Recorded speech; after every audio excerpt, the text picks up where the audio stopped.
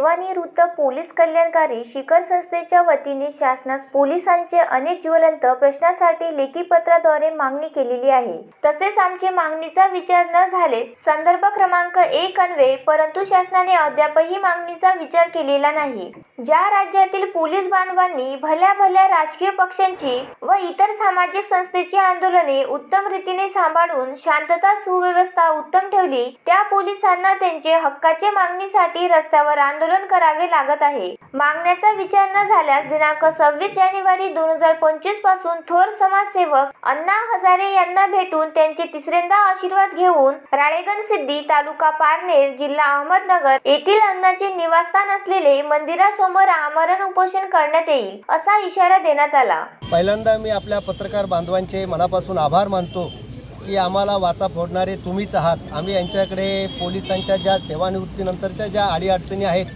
यासाठी शासनाला वेळोवेळी पत्रव्यवहार केलेला आहे। शासन आपल्या दारी म्हणतात, परंतु आमच्या कागदपत्राला त्यांनी केराची टोपली दाखवलेली आहे। यांना आम्ही याच्या अगोदर 9 तारखेला 9/12ला निवेदन दिलं होतं की आमच्या मागण्यांचा तुम्ही हिवाळी अधिवेशनाच्या अगोदर विचार करावा। आमच्या भरपूर काही मागण्या आहेत, परंतु निदान 5-7 मागण्या यांच्या नुसत्या जाहीर करायच्या घोषणा करायची बाकी होती, परंतु हे यांना जमत नाही।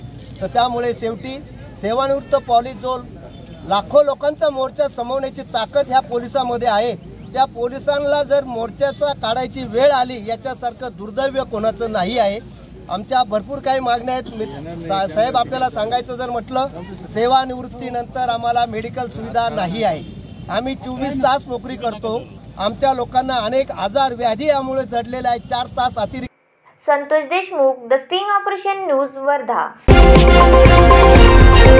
द स्टिंग ऑपरेशन न्यूज, सत्याचे दुसरे नाव, अन्यायावर लेखणीचा घाव।